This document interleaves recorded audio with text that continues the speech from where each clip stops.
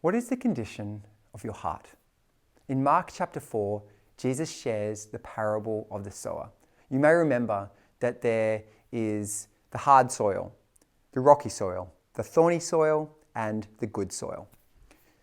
The hard soil is like that time I was sitting on a bus and I wanted to share my faith with someone. And I turned to the person next to me and I shared the gospel as well as I knew. And their response was to smile, and as soon as their stop came up, they got off the bus and walked away. You see, their ears were not open to God's message. It's like planting a seed on a footpath. It's not going to grow. The rocky soil is like that person that stands up at an altar call. And there have been many people that have been saved at altar calls. But some of those people, they stand up, they get prayed over, they accept Jesus into their life, and then you see them the next week, or maybe it's the next month, or even a few months later, and there is no discernible change in their life. You see, the seed gets planted and they receive it with joy. But then when the sun comes out and shines, it's very clear that although they accepted the gospel in their mind, it never made it to their heart. It didn't become part of who they are. The third person is someone that received the gospel with their head. They received the gospel with their heart, and they're now living as a Christian. But then they realize they have real human issues.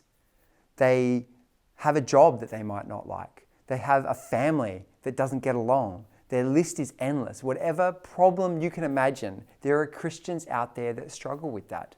But the point that Jesus is making is that these struggles compete with the gospel in the person's heart, and it makes them unfruitful for the kingdom. They come to church and they love Jesus in their heart, but they never participate in bringing someone else to the Lord, in strengthening other people's hearts. The point is that they don't participate in the body as a member of the body. Then there is the fourth person. And this is the one who has prepared their heart. They receive the gospel with their head.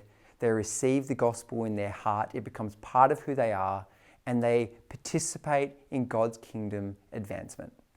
Now, I'm going to take a guess and say most of the people that are listening to this video, they're not the first or the second soil, because by virtue of listening to this video, you've probably accepted the gospel and are living as a Christian.